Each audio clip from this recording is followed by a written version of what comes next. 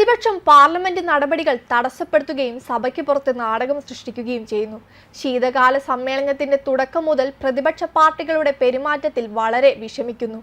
പാർലമെന്റിന്റെ ശീതകാല സമ്മേളനത്തിന്റെ തുടക്കം മുതൽ ഇന്ത്യ സഖ്യം നടത്തുന്ന പ്രഹസനങ്ങൾ വിമർശനവുമായി രംഗത്തെത്തിയിരിക്കുകയാണ് പാർലമെന്ററി കാര്യമന്ത്രി കിരൺ റിജിജു. അദ്ദേഹത്തിന്റെ വാക്കുകൾ ഇങ്ങനെയാണ്: ശീതകാല സമ്മേളനത്തിന്റെ തുടക്കം മുതൽ പ്രതിപക്ഷ പാർട്ടികളുടെ പെരുമാറ്റത്തിൽ ഞാൻ വളരെ വിഷമിക്കുന്നു. ശീതകാല സമ്മേളനം ആരംഭിച്ച് ബില്ലുകൾ, ഭരണഘടനയെക്കുറിച്ചുള്ള ചർച്ച തുടങ്ങിയ സുപ്രധാന വിഷയങ്ങളിൽ ഞങ്ങൾ എപ്പോഴും തീരുമാനങ്ങൾ എടുക്കുമ്പോൾ കോൺഗ്രസ് പാർട്ടിയും അവരുടെ സഖ്യകക്ഷികളും എന്തിനാണ് പ്രതിഷേധിക്കുന്നത്? എന്തിനാണ് അവർ സഭാ നടപടികൾ തടസ്സപ്പെടുത്തുകയും പാർലമെന്റ് മന്ദിരത്തിന് പുറത്ത് ഓടി നടന്ന് നാടകം സൃഷ്ടിക്കുകയും ചെയ്യുന്നത്? ഇതാണോ സഭ നടത്താനുള്ള വഴിയെന്നും അദ്ദേഹം ചോദിച്ചു. പ്രതിപക്ഷം പാർലമെന്റ് മന്ദിരത്തിന് ചുറ്റും ഓടുകയാണെന്നും പ്രധാനപ്പെട്ട വിഷയങ്ങൾ അവഗണിക്കുകയാണെന്നും റിജിജു വിമർശിച്ചു. Parliament house സംവാദത്തിനും ചർച്ചയ്ക്കുമുള്ളതാണ്. അവർ വർണ്ണാഭമായ വസ്ത്രങ്ങൾ ധരിച്ച് പാർലമെന്റ് ഹൗസിന് ചുറ്റും ഓടുന്നു. ഇന്ന് നമ്മുടെ ചില എംപിമാർ വളരെ പ്രധാനപ്പെട്ട ഒരു വിഷയം ഉന്നയിച്ചു. ഈ ആളുകൾ ഇന്ത്യ ഗവൺമെന്റുമായി ഒരു ബന്ധവുമില്ലാത്ത മറ്റു ചില വിഷയങ്ങളെക്കുറിച്ചാണ് സംസാരിക്കുന്നതെന്നും അദ്ദേഹം വിമർശിച്ചു.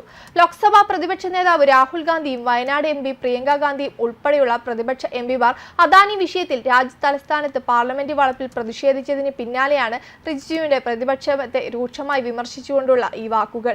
അതേസമയം കഴിഞ്ഞ ദിവസം പ്രതിപക്ഷം പാർലമെന്റ് പ്രവർത്തിക്കാൻ അനുവദിക്കുന്നില്ലെന്ന് തുറന്നടിച്ച് BJP എംപി അരുൺ ഗോവിലും രംഗത്തെത്തിയിരുന്നു. അദ്ദേഹം പറഞ്ഞത് ഇങ്ങനെയായിരുന്നു: അവർ എന്താണ് കാണിക്കാൻ ആഗ്രഹിക്കുന്നത്? എന്ത് മാതൃകയാണ് പ്രതിപക്ഷം കാണിക്കാൻ ശ്രമിക്കുന്നത്? പാർലമെന്റിലെ ചർച്ചകൾ ബഹളമുണ്ടാക്കുക എന്നതല്ല അർത്ഥമാക്കുന്നത്.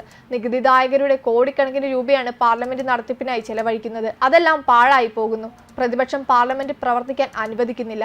അവർ എന്താണ് കാണിക്കാൻ ആഗ്രഹിക്കുന്നത്? എന്ത് മാതൃകയാണ് പ്രതിപക്ഷം കാണിക്കാൻ ശ്രമിക്കുന്നതെന്നും അദ്ദേഹം ചോദിച്ചിരുന്നു.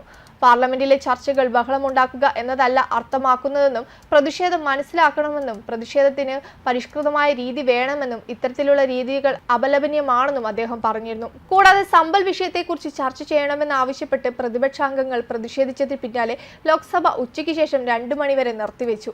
അദാനി ഗ്രൂപ്പിനെതിരെ US-ൽ ഉയർന്ന ആരോപണങ്ങളുടെ പശ്ചാത്തലത്തിൽ വിഷയത്തിൽ JPC അന്വേഷണം ആവശ്യപ്പെട്ട് ലോക്സഭയിൽ പ്രതിപക്ഷം മുദ്രാവാക്യം വിളിച്ചു. ലോക്സഭയിൽ അദാനി വിഷയത്തെ ചൊല്ലി പ്രതിപക്ഷ നേതാവ് രാഹുൽ ഗാന്ധി പ്രധാനമന്ത്രി നരേന്ദ്രമോദിക്കെതിരെ രൂക്ഷ വിമർശനവും ഉന്നയിച്ചിരുന്നു. അദാനിക്കെതിരെ അന്വേഷണം നടത്താൻ മോദിക്ക് സാധിക്കില്ലെന്നും കാരണം അങ്ങനെ ചെയ്താൽ അദ്ദേഹത്തെക്കുറിച്ച് അന്വേഷിക്കുന്നത് പോലെ ആകുമെന്നും അവർ ഒന്നാണ് എന്നായിരുന്നു രാഹുലിന്റെ വിമർശനം. നേരത്തെ രാജ്യസഭയിലും പ്രതിപക്ഷം പ്രതിഷേധിച്ചിരുന്നു.